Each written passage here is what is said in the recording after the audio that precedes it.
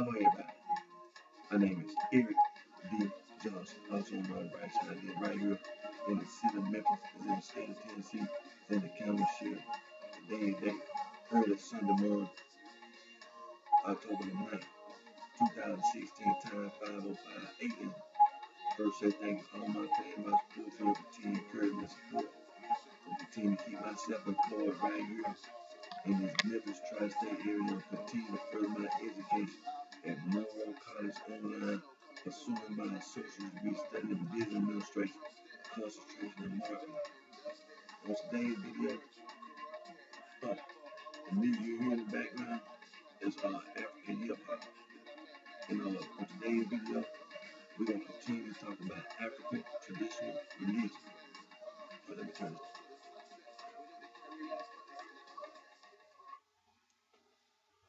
African traditional religion is being taught in institutions of higher learning, meaning colleges, universities in sub-Saharan Africa. You can earn a bachelor's degree, you can earn a master's degree, PhD in African traditional religion. Where is sub-Saharan Africa? Well, let's look at the map.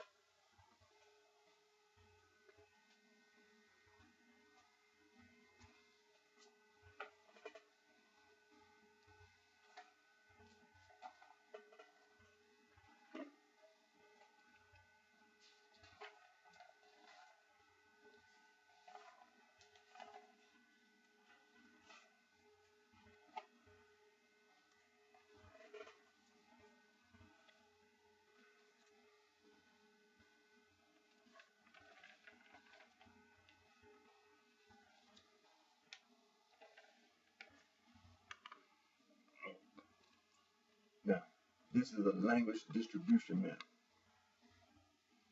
It shows you all the people that live on the continent of Africa and the language that they speak and where they live.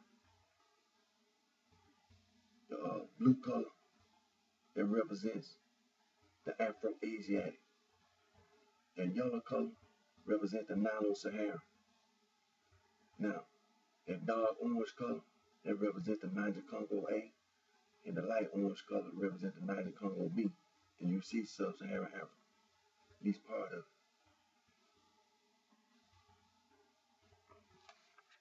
it.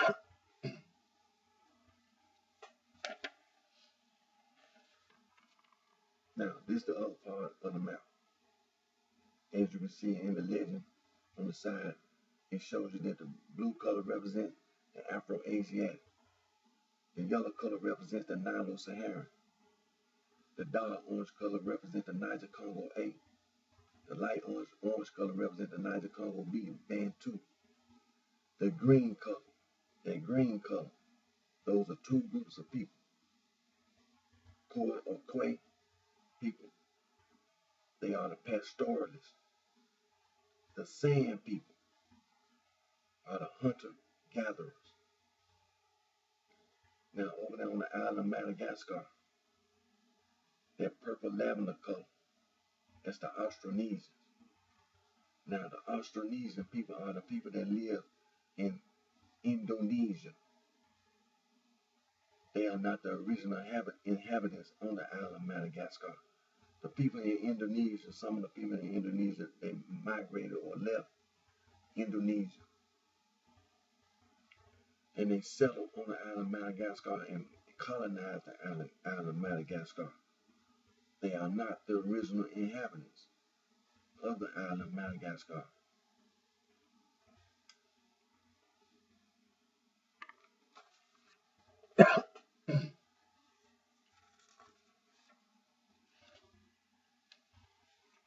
Now, this is another language map. This is the Niger-Congo map. It shows you the Niger-Congo.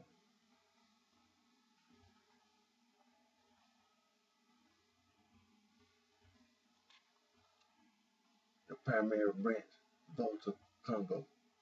Your South Volta, Bantu. Bantu or beside Bantu. Your other East Benue Congo. Your West Benue Congo. And your Kwe. Your North Volta, Kru, Sanufo, your Gert, Volta languages, your Adamantway and Ubundian language, your other primary branches, your Kordofan, Mandi, Atlantic, and down at the bottom, your Dogon. Now, when I copy this map, excuse me, when I copy this map out the printer, a little part of it down at the bottom got cut off. But that's the Dogon.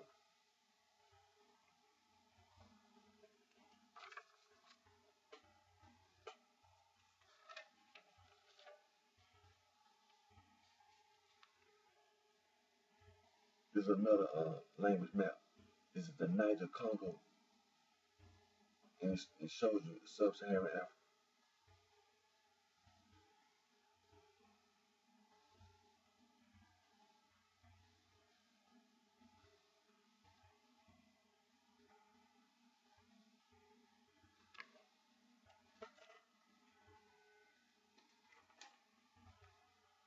Your Atlantic group, Wolo, Fule, your Mandi, Bambare, Maliki, Mandingo, Diule, your Kru, your Gert, language Moor, your Kwe, Bali, Akan, and Iwi, Iwa, your Dogon, your Ajor, your Adamantway, Ubundian, Chibaye, Banda, and Zandi, your Kordofanian, your non-Bantoid, Yaruba, Igbo, your Bantoid, Fang, Tiki, Lingale, Mungo, and Kundu, Congo, Choki, Lube, Uganda, Rwanda, Burundi, Sukume, Kikuyu, your Bantu language, Bantu, your Bantu Swahili, Makue, Inyanje, Bembe, Shone, Tisange, Northern Soto, Zulu, Southern Soto, Kosa, Tiswane, Indange, Umbundu. There are many other Niger Congo speaking groups of people on the continent of Africa.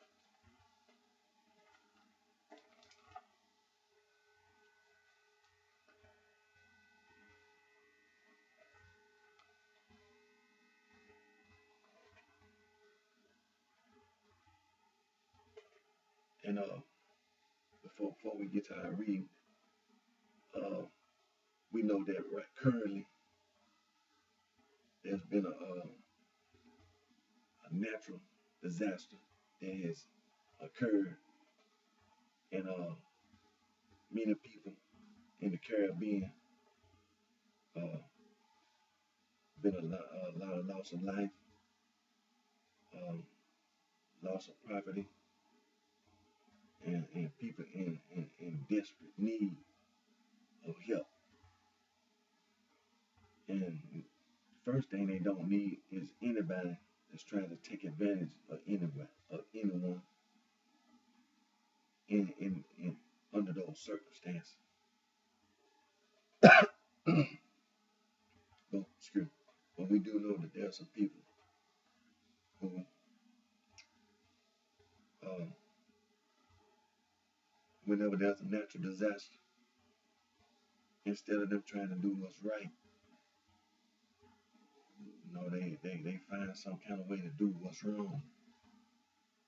But all the people that have right intentions, if there's a way that you can, and not leaving myself out, if there's a way that you can help the people in in the Caribbean and in other areas that have been affected by the hurricane, if you can help, then please help. And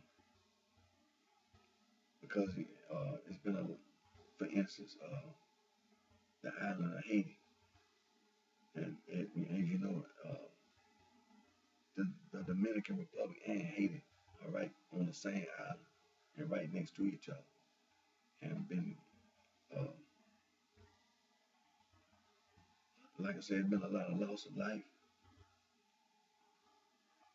over 100 people in Haiti alone, over 100 people in Haiti alone, uh, have been have lost their lives uh, because of the hurricane and loss of property. And the island Haiti was in the process of trying to recover from the earthquake. And next, and then you have a hurricane that comes through and just uh, give you another problem that you have to deal with. But all the people that have right intentions, if you can help, not only the people in Haiti or the Dominican Republic, but the Caribbean and here in the United States of America, same thing. People been had to leave their homes, and when they after leaving your home, the hurricane destroy all the property. So after the hurricane, it's a possibility you may not have anything to go back to in Florida, on the East Coast and other areas that are affected by the hurricane. And but you, excuse me, I was watching the local news and the world news, and like I said, people, some for some reason, you have people who try to do what's right, but then you have these people, man, that that that just, they just don't want to do what's right, man. And they were showing on the news the price gouging during a hurricane. If you need some water to drink, bottled water, you know, the regular price, you know, but they were showing some of these stores, if you was gonna buy a case, a case of bottled water, and during a hurricane, uh, it's ridiculous, man. It's ridiculous, man, to see what people would do uh, during a hurricane and how they try to take advantage of people. People need a place to stay.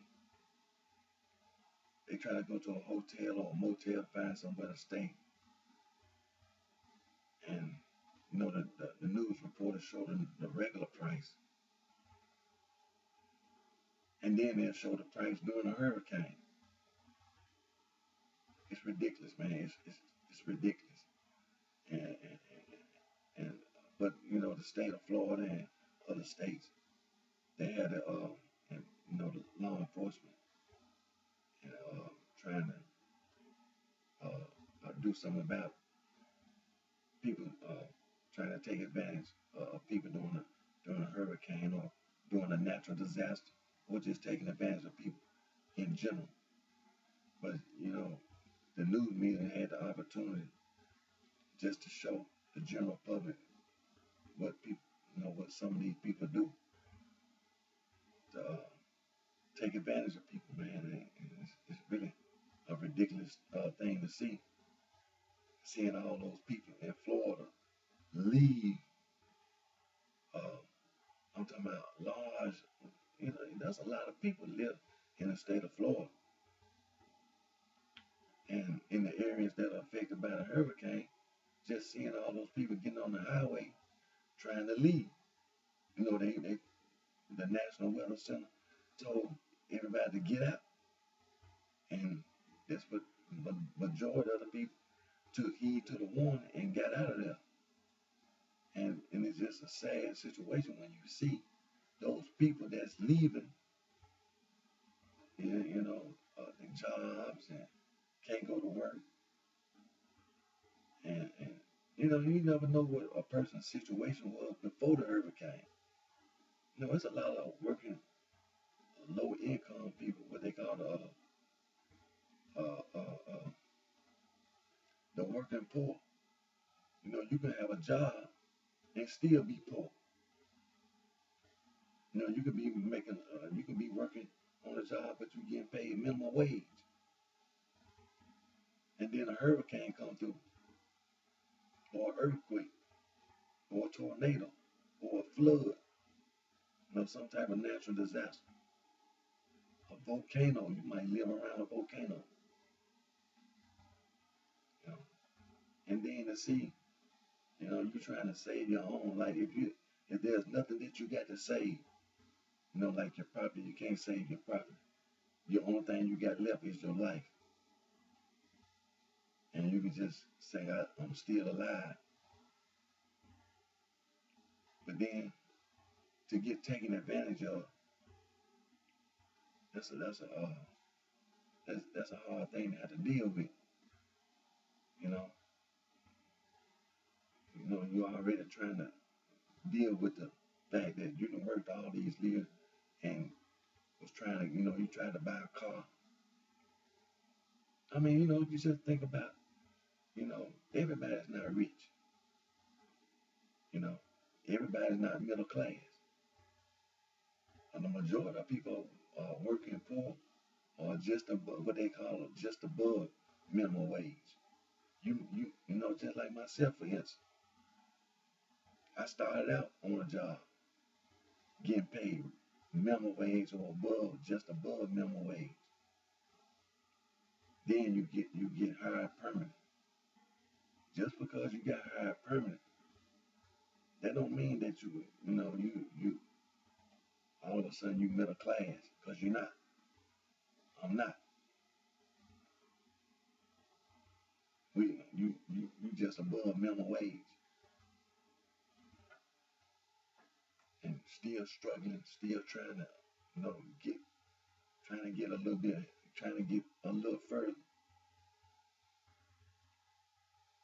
But then when some type of natural disaster happens, that'll just set you back, and then to have people try to take advantage of it. That's a hard thing to accept.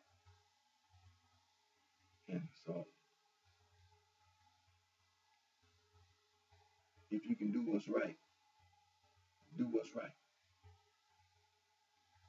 If it's a way that you can help me, if you got some leftover change, leftover, if you got a penny, if you got one penny, that'll be a big help. Now, what you gonna do with that one penny? Who do I get? The United Way or Red Cross organization that you know uh, have a pretty reputable reputation for trying to help. Now, it may be some individuals at the Red Cross or United that just cannot do what's right. But overall, the organization itself, the Red Cross, the United Way, uh, Salvation Army, they try to do what's right. Now, it may be some individuals who just don't want to do what's right. But like I say, if you have right intentions and you can help, try to help. And before we get to our reading, and we're gonna continue. Excuse me. We have a serious problem that needs to be addressed. The street gang and the drug gang in Chicago, Illinois, and the street gang, the drug gang in Los Angeles, California, the street gang, the drug gang in Canada, Mexico, Central America, South America, the Caribbean, in Europe, and around the world.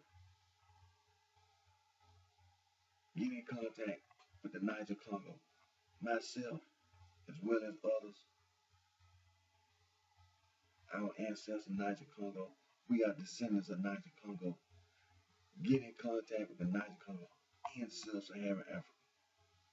There are people who are Niger Congo who left the continent of Africa who are living in Canada, here in the United States of America, possibly in Mexico, possibly in Central America. We know South America. We know that the people who live in the Caribbean, just like me, descendants of Niger Congo, in Europe and around the world.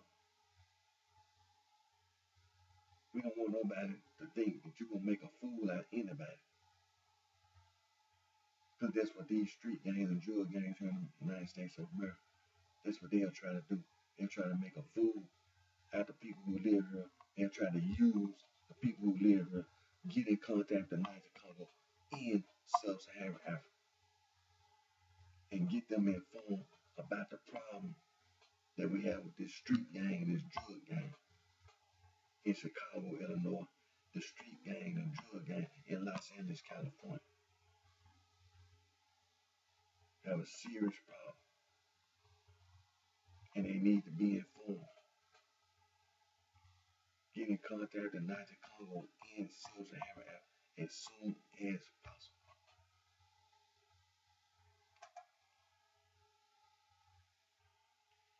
And we've been continuing to show people that the street gang, the drug gang, the sorority, the fraternity, they not right. It's a gang. We looked up the definition of gang online. We looked up the definition of mob online. We looked up the definition of thug online. We looked up the definition of goon online. You're a criminal. It's not right. And these people are going around lying to little children. They lying to the school children.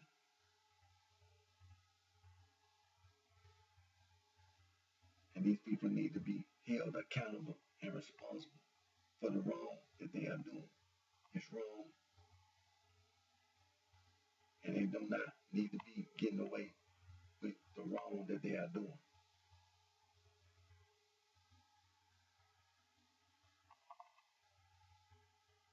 There's a lot of information about anti-gang programs that people can refer to help. Maybe your child at home being bullied by the gang, street gang, and drug gang. You may have a family member that's having problems in the jails. The prison guards are gang members. The jail employees are gang members.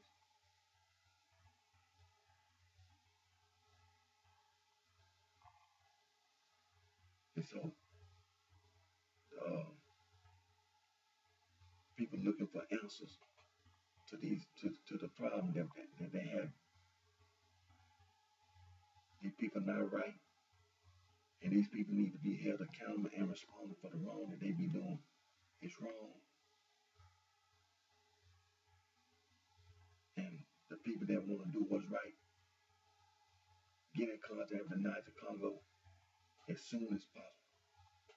Because when you don't get informed, you make it sound like that people just sitting there not want to do anything about the problem. See, there are many people living everywhere. Get in contact with the Niger Congo as soon as possible. Now, I know that there are people in sub-Saharan Africa who speak English because the official language is English. In addition to the recognized language, native language. Many people in sub-Saharan Africa, the official language is English or French, Portuguese, Spanish.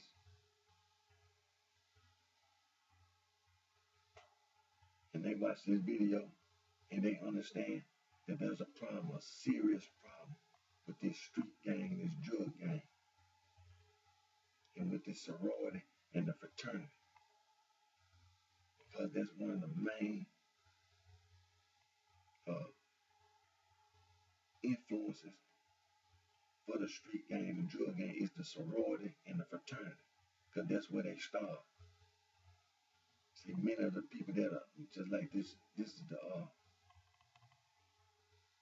when you go to college and the fall semester, when the freshman class come in, see, they already in the gang. They're already in the street gang. They're already in a drug gang. And then they come to the college and join the sorority and the fraternity. See, that's who started the sorority and the fraternity, the street gang and the drug gang. See, that's who started the new college and the university. See, that's what you have to always remember about the college and the university. It was the street gang and the drug gang that started the college and the university. So they can allow the street gang and the drug gang to be on the college campus.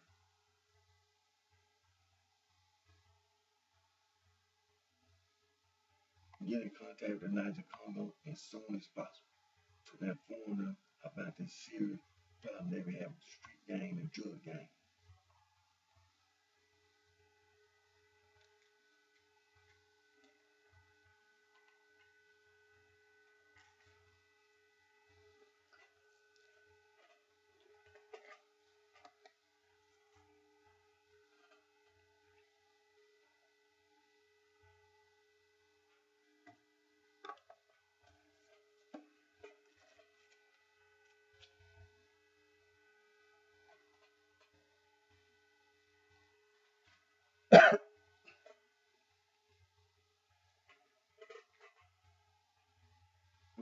We're gonna start reading from the book titled West African Traditional Religion, written by Dr. Joseph Omaseda Ebalelu, Dr. P. Andalumo the Paymu.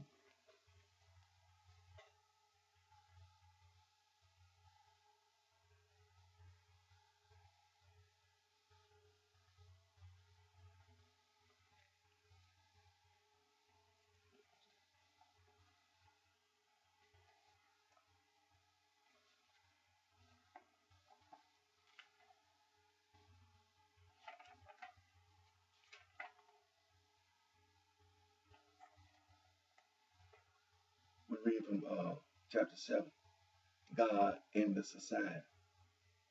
And we read from 7:2, God is the cohesive factor of society.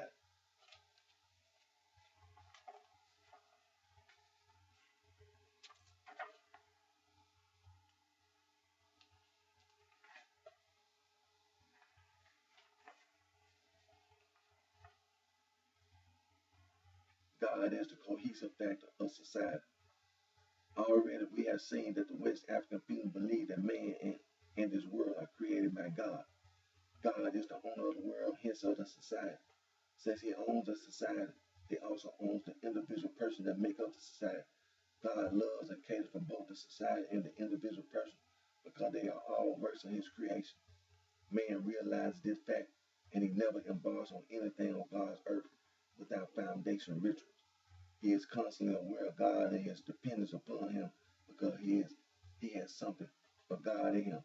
And this something, which can be called divine essence, distinguishes man from other creatures. It urges him to seek after God and to maintain fellowship with his fellow men, since all men share this common spiritual and moral nature or quality. Thus, West African peoples believe that society is by God's ordinance. Every institution in society is therefore religiously oriented, and religion permeates the whole of man. It enters into the life of every individual, hence of the society. The whole society is involved in the spiritual life.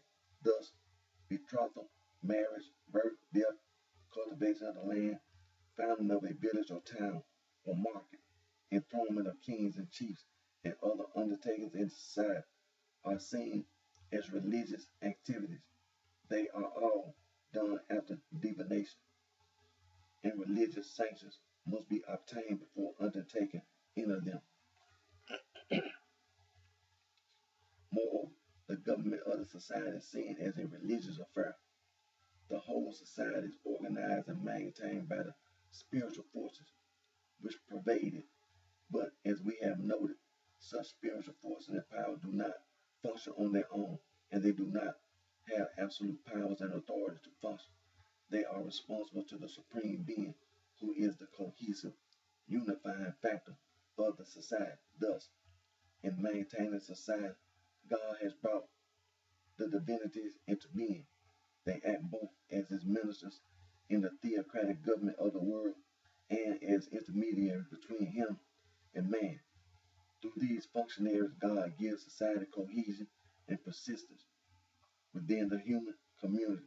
The king or the paramount chief represents divine authority. The Yaru, for example, refers to the king as Alasi, Abekiji, or Rise, the commander, second only to the divinities, or he who wields the scepter, the deputy of the divinity. This is saying that the king or chief is not merely a secular ruler, but he is derivatively a divine ruler. Egypt Perinda rightly says that in many parts of Africa, the king, the king or chief is regarded with religious awe, and he links his people to the ancestors. Through divinities and found to supreme deity, this is in accordance with the divine theory of kingship referred to above. And so, throughout West Africa, the king or chief is regarded as ruling by divine sanction, and he cannot serve his own capricious will. His private life may affect his public act, and his public act is not merely his, but the community's, since he represents the community in the presence of the divine. The conviction that he is God's by his generate on earth keeps the people law-abiding and prevents the king from becoming a tyrant. Indeed, the African king exists for the well-being of his subjects. In the running of the society, the priest also comes into focus. He is the public person who acts for the community in all acts of public worship. He is the representative of the community in all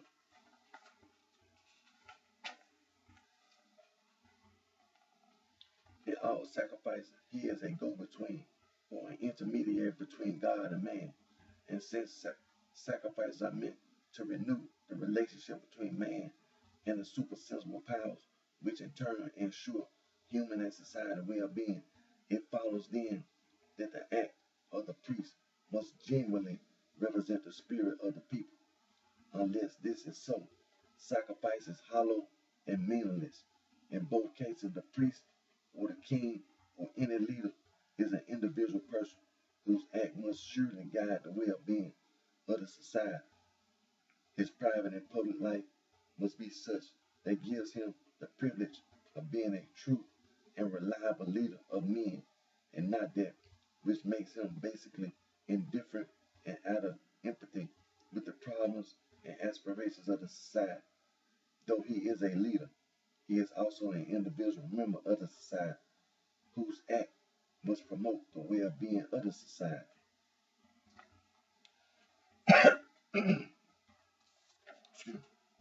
Stop right there.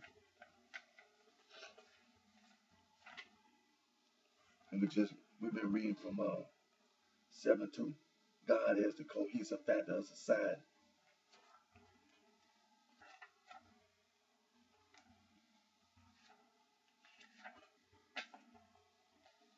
We're reading from chapter 7, God and the Society. And we've been reading from the book titled West African Traditional Religion, written by Dr. Joseph Omasede Ewolelu and Dr. P. Adalumo Topemu.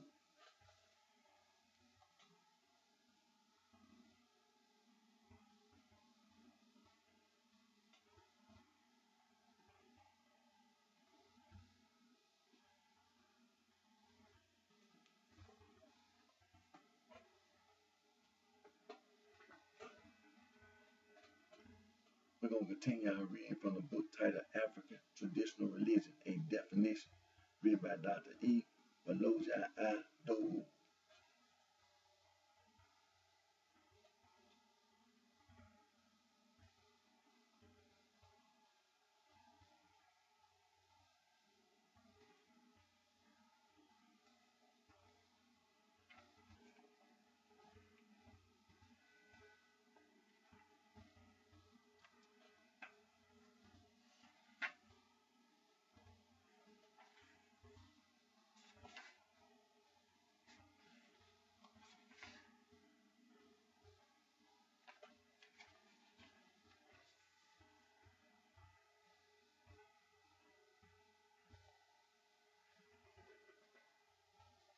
We read from chapter 5, the structure of African traditional religion, and we're going to continue to read belief in spirits.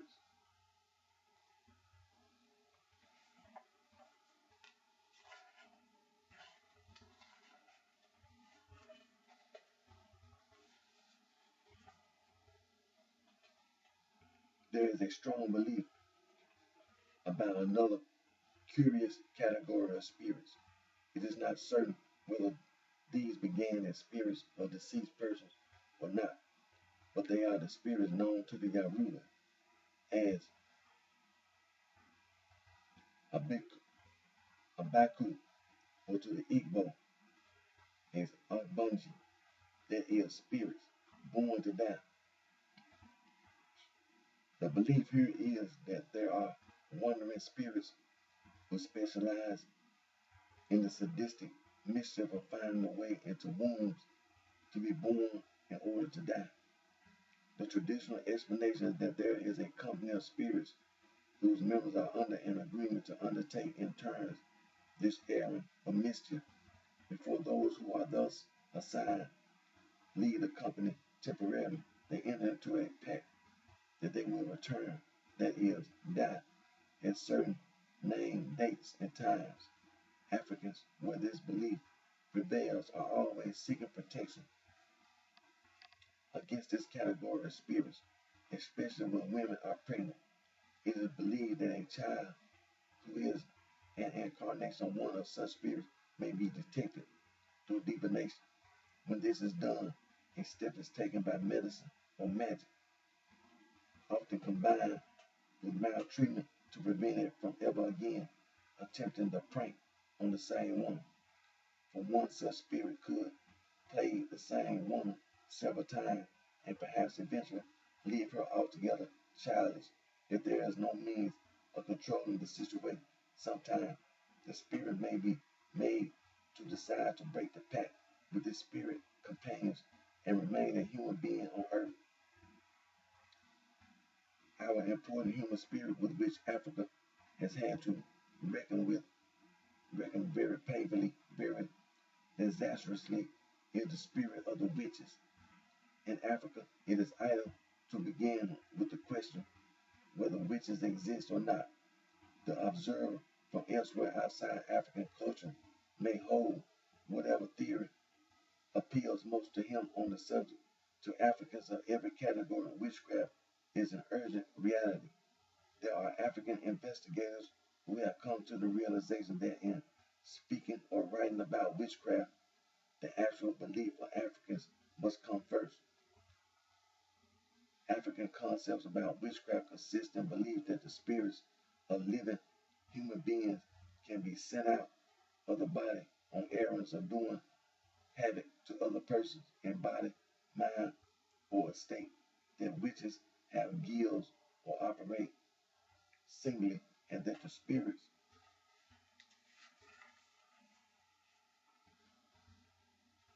sent out of the human body in this way can act either invisibly or through a lower creature, an animal, or a bird.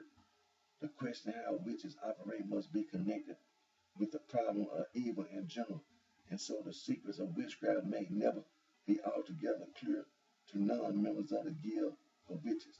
The Yoruba, in fact, designate the witches and sorcerers and these and those who belong together to the category of those who exist mainly for evil machinations as Ayi, the world in the sense of the fallen, evil-ridden world of St. John's Gospel and First Epistle. In the Yoruba concept, Ayi is the concentration of the power of evil in the world. Here we must unmitigated evil in its essence, malignant, obstructing, spoiling, out and out, diabolical. Thus, until we can unravel the problem of evil, the question of the methods and techniques of witchcraft will remain in perplexity to a great extent. However, there is enough experience about witchcraft to enable us to have something of the facts of the situation. It is generally believed that the guild of witches have their regular meetings and ceremonies in forests or in open places in the middle of the night. The meeting is the meeting of soul spirits of the witches. In several places in Africa, it is believed that the spirits leave the bodies of witches in form of a particular kind of birds. Their main purpose is to work havoc on other human beings, and the operation is the operation of spirits upon spirits. That is, the eternal, it is the ethereal bodies of the victims that are attacked, extracted, and devoured. And this is what is meant when it is said that witches have sucked the entire blood of the victim. Thus, in the case of witches or their victims, spirits meet spirits, spirits operate upon spirits, while the actual human bodies lie asleep in their homes. The fact of spirits operating thus on spirits may be interpreted in various ways. There is no doubt that there are persons of very strong character who can exude their personality and make them affect other persons. They are Ruber concept or AC, the personality force by which one impresses one's authority or will effectively upon another or upon a situation hinges on this. Here lies also the power of the word coming out by force of and backed by the personality of the one who utters the word.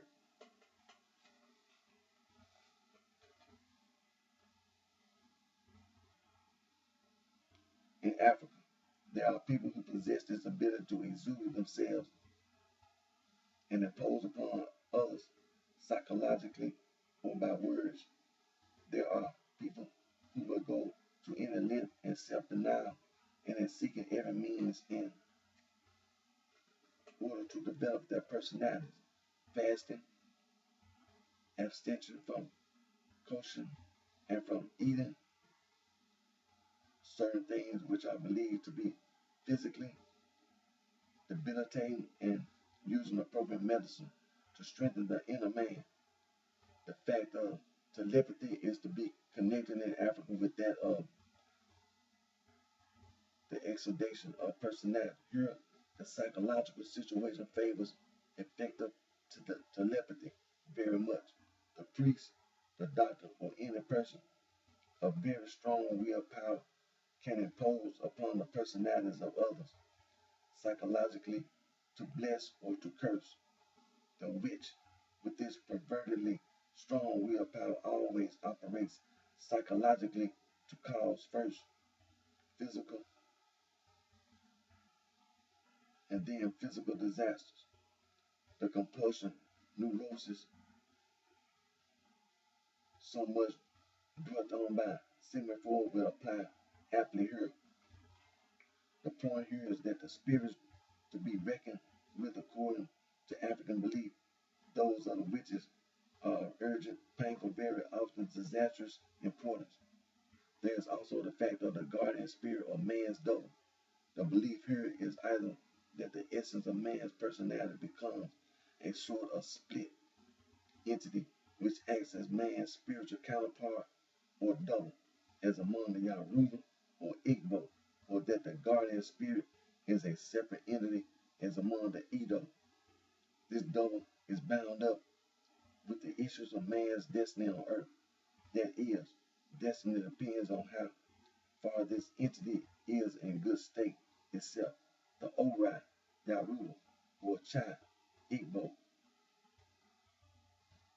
or Chai Edo guards one's steps and brings prosperity, or else puts obstacles in one's path. A husband's double may make or mar the wife's fortune, so a father's or a mother's the children's. Thus, there is a cult of the double, by whatever local name it is called in most places in Africa.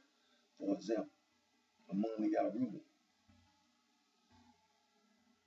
Ori Inu is the essence of being, the essential person.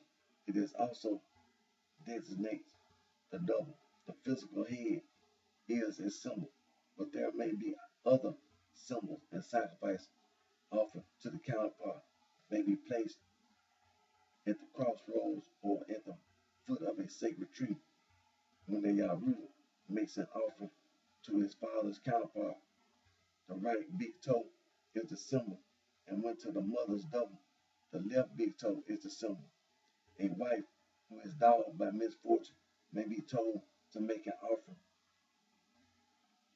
to Oku, Orun, the spirit husband, that is, the husband's counterpart. Persons, animals, or birds are believed to be instruments of possessions by spirits of all descriptions, good or bad, vengeful and helpful.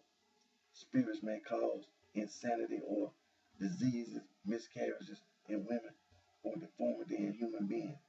Most diviners are believed to be under possession by spirits when engaged in divination, and doctors claim that they are chosen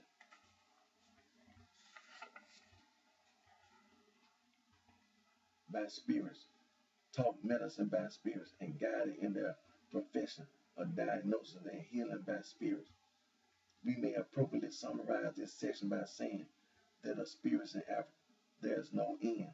On the whole, they are regarded with dread, although it is believed that one can bargain with them or that they can be controlled by magic.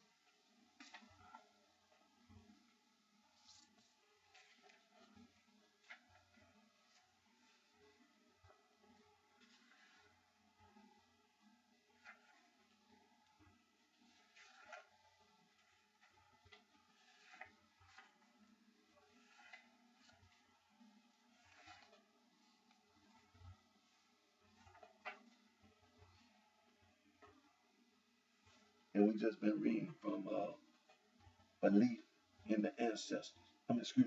Belief in spirits. Belief in spirits.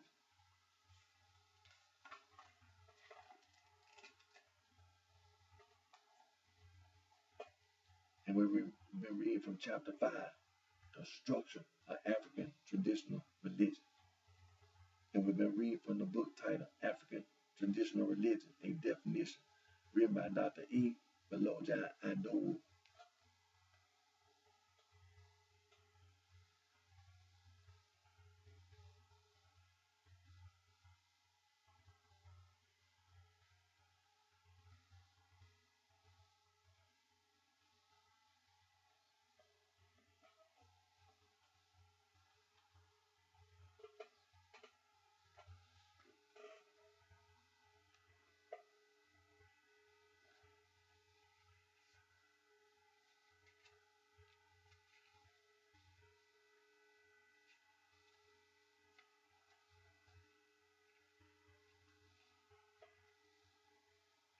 We're going to continue our read from the book titled African Religions and Philosophy, written by Dr. John S. Mbidi.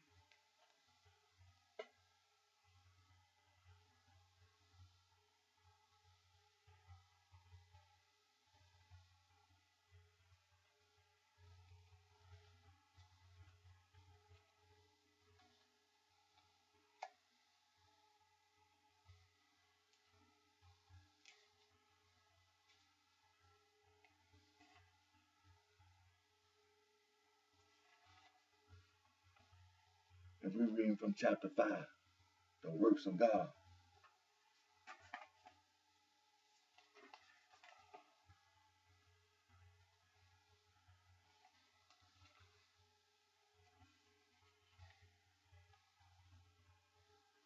And we're reading God and afflictions.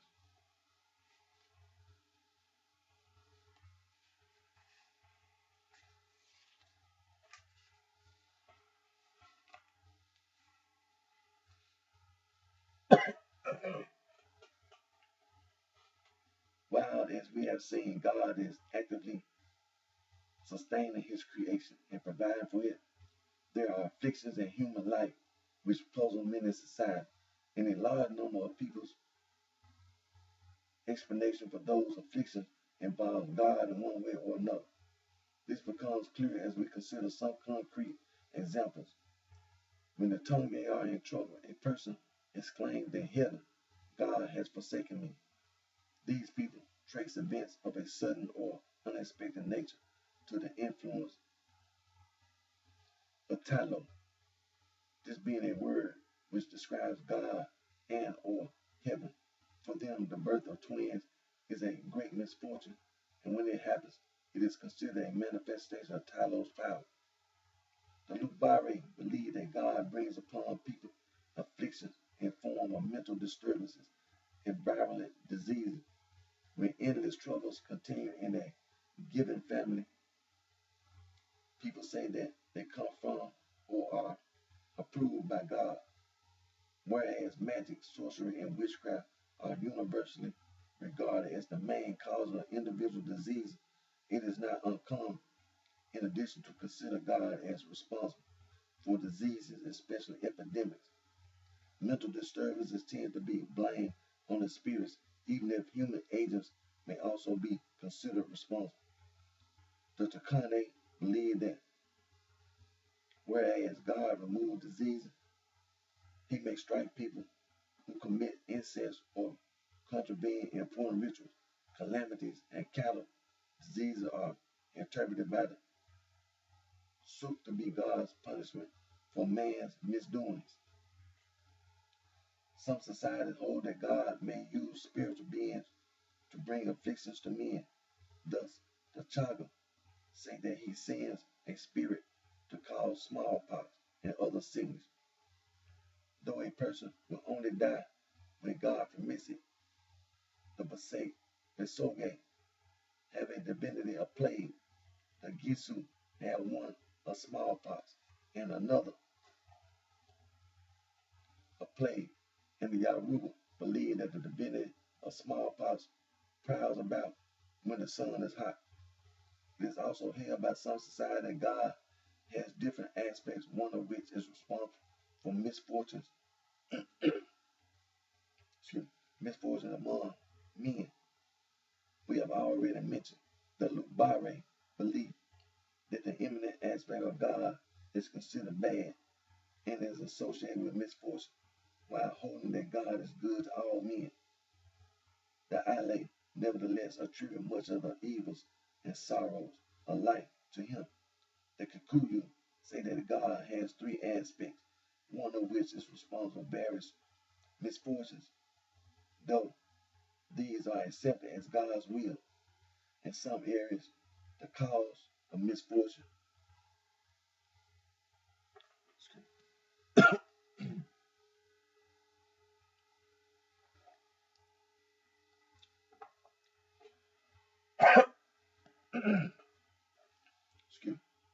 in some areas the cause of misfortune is personified into an evil spiritual being, and examples of this belief are reported among the Fugusu,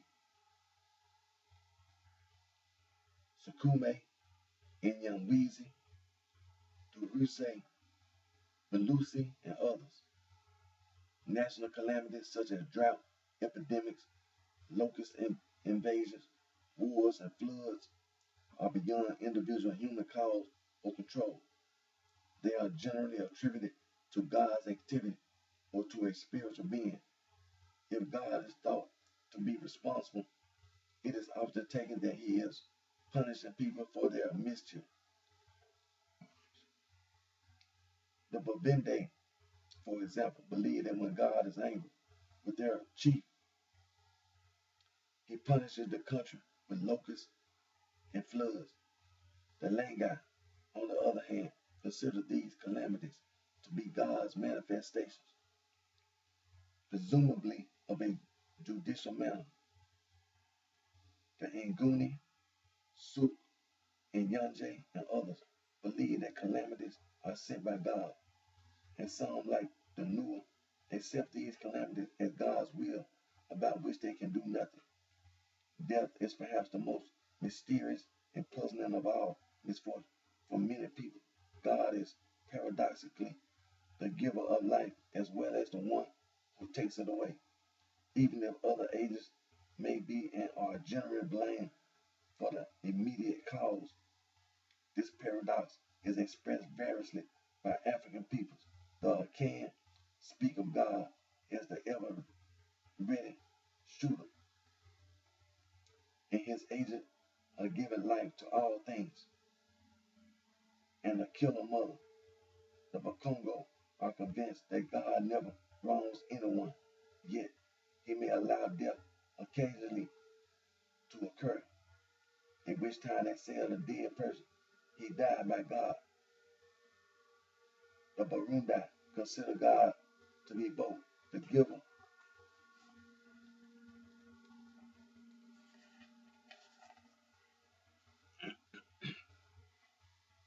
of children and who hates children because they think he kills them.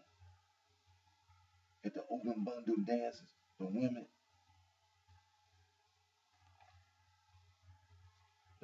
wail that God has cheated us of a life to signify that he has robbed them of one member of their community.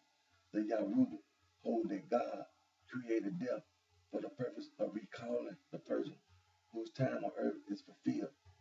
Those who, in one way or another, associate death with God include the Ankori, Azandi, Bakwe, Kikuyu, Luo, Miru, Nanda,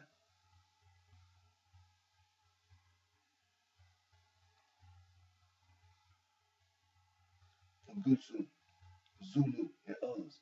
Some regard death as God's punishment, others as his manifestation, others as being for the good of the person concerned, since God wants them to live with him. And others think that death comes when people invoke a curse upon an offender, that sacrifices, offerings, and prayers made to God during serious illnesses are another indication that people associate death with God. In so doing, they may think that he is the ultimate cause, and at least they believe that he can avert or delay death. There are societies like the Baganda, Basoge, Edo, and Bagusu who hold that there is a divinity of death, this being either a personification of death itself or an independent being. On the whole, God is not blamed for calamities, misfortunes, and sorrows which strike man. He is brought into the picture primarily as an attempt to explain what is otherwise difficult for the human mind, an explanation which also serves to control those struck by the particular form of suffering. We'll start right there.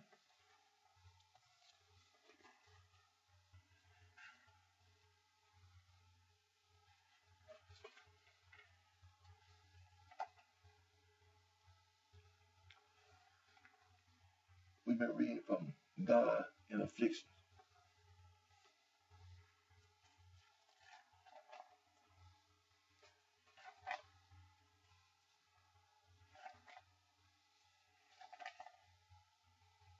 And we've been reading from chapter 5, the works of God.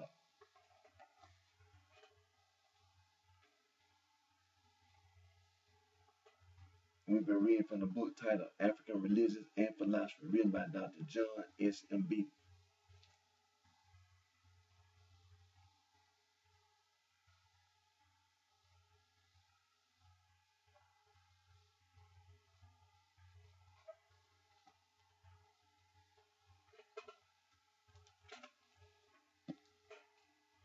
We're going to continue our reading from the book titled Concepts of God in Africa, written by Dr. John S. M.B.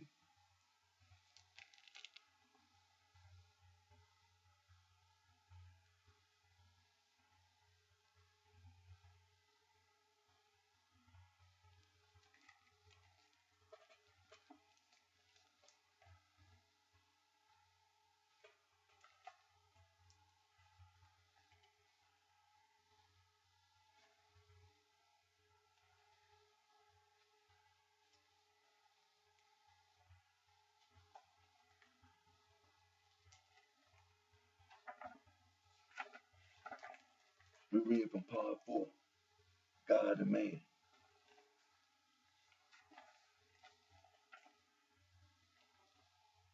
We're reading from number 16, Worship, Sacrifices, and Offerings.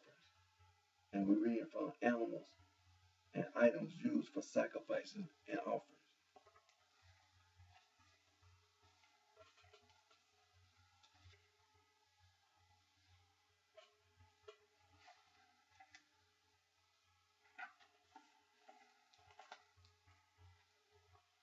We have already mentioned these in a previous subsection, but it is useful to consider them together as a whole. Unless it is otherwise indicated, God is the recipient of the sacrifices and offerings mentioned in each category. Where animals of a particular color are used, these are indicated, as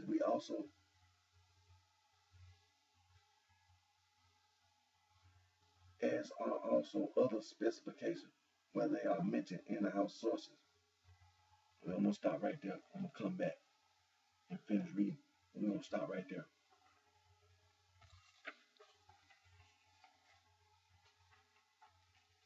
And we've been reading from animals and items used for sacrifice and offerings.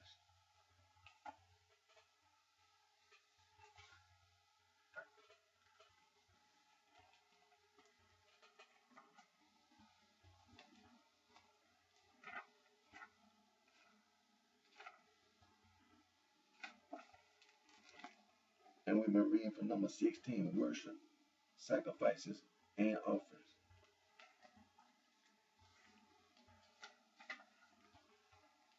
And we've been reading from part 4, God and Man. And we've been reading from the book titled Concepts of God in Africa, written by Dr. John S. M.B.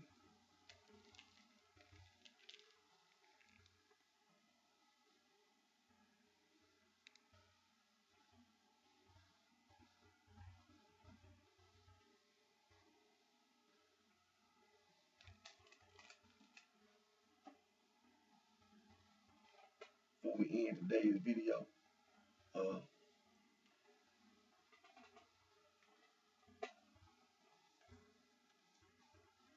I want to continue to reiterate, because this is a very important uh, issue that we need to deal with. It's a very serious problem that we have to deal with: the street gang and the drug gang in Chicago, Illinois, the street gang and the drug gang in Los Angeles, California, the street gang, the drug gang in Canada, the street gang, the drug gang in Mexico, the street gang, the drug gang in Central America, the street gang, the drug gang in South America, the street gang, the drug gang in the Caribbean, street gang, drug gang possibly in Europe and around the world. Like we've been going over the definitions of the word gang. We've been going over the definition of the word mob. Been going over the definition of the word thug. Been going over the definition of the word goon, the word hoodlum, and just name all these different words that these street gangs, these drug gangs use to influence people to be a part of the street gang and drug gang. The sorority and the fraternity is a street gang. It is a gang.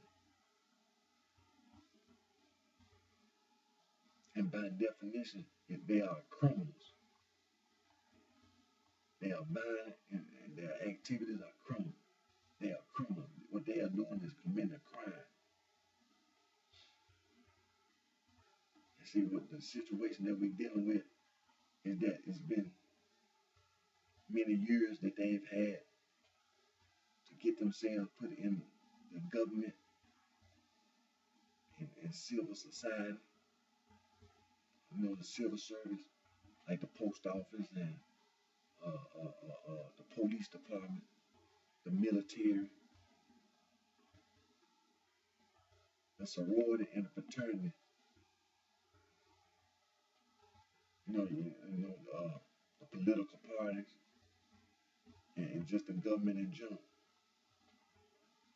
The street gang, the drug gang. They in the public defender's office. the prosecuting attorney's office, the president of the United States is a gang member. His wife, the first lady, she's a gang member. Vice president, so on, so on, all the way down. Secretary of State, all the way down. Senators, representatives, they gang members. They belong to the mob. They thugs. They goons.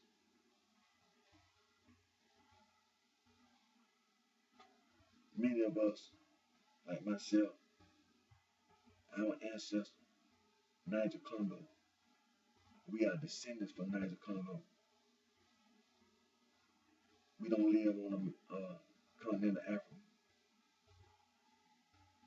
Many of us do live on the continent of Africa. Many of us don't, like myself. I live here in the United States of America. I live here in the state of Tennessee. I live here in the city of Memphis. It's in the county of Shelby. That's where I live. We know that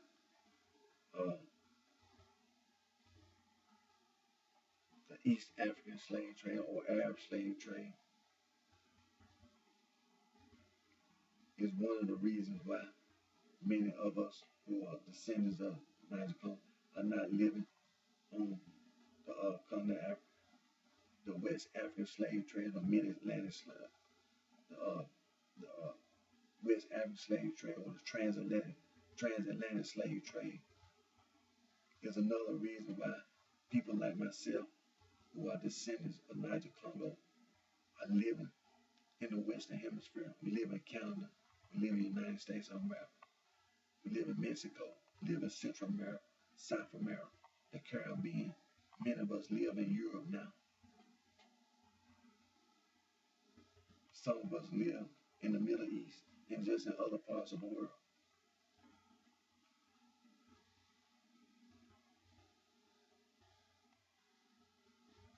Get in contact with Niger Congo in sub-Saharan Africa and inform them about the street gang and the drug gang. It's a serious problem and it needs to be addressed.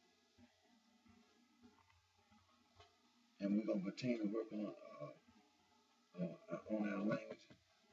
And, we continue to work, I know, on today's video, we didn't go back to the Peace Corps and to the Foreign Service Institute. And but next video definitely we're gonna come back and we're gonna continue to work on our Niger Congo, and because that's very important. And people trying to teach you to say all these other words like gang, thug, goon, mob.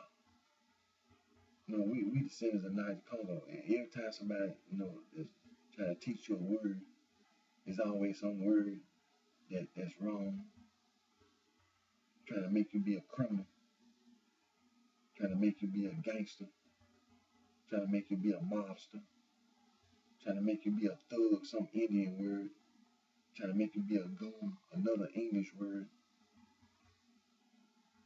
but you don't know how to speak Niger Congo and live right. We've been reading the books on African traditional religion. Learn those words. Learn to be spiritual instead of being evil. Because that's what you're being. You're being evil. Being a gangster, a monster, a thug, a goon. That's evil. Again, my name is Eric D. Johnson, also known as BrightShine. I live right here in the state of Tennessee. I live right here in the city of Memphis. It's in the state of Tennessee. It's in the county of Shelby. And I thank all my fans, my support, for your continued encouragement and support. And continue to work on my entertainment, my music interest. I have not put it to the side, anything of that nature. And to my next video, you take care of yourself And before in my video again, my previous video, everybody looking at my hat, and I informed everybody that I went over to Mama Afro, which is a African store here in the city of Memphis. It's on Mill Branch. It's on Mill Branch, and Mr. Haji, uh, he sold me the materials to make my hat and make my top and my bottom. And matter of fact, I left my picture on Facebook, Twitter, Instagram, so everybody can see the work, see the material that Mr. Haji sold to me. And my tailor, now Mr. Haji, he didn't do the tailoring, but Mr. Haji referred me to another African man, uh, Mr. Amadou Ken, and matter of fact, he lives on Mill Branch. So I went to his house, and he did the tailoring. And as you can see, he did my hat, and he did the top, and did the bottom. Everybody want to see uh, the work that Mr. Amadou Ken did. I left my picture on Facebook, on Twitter, and on Instagram, and also on Tumblr as well. So you can go to those websites, and you can see the work that Mr. Amadou Ken did, as well as you can see the material that Mr. Haji sold me at Mama Africa. And again, you take care of yourself, which each and every one of you the very best.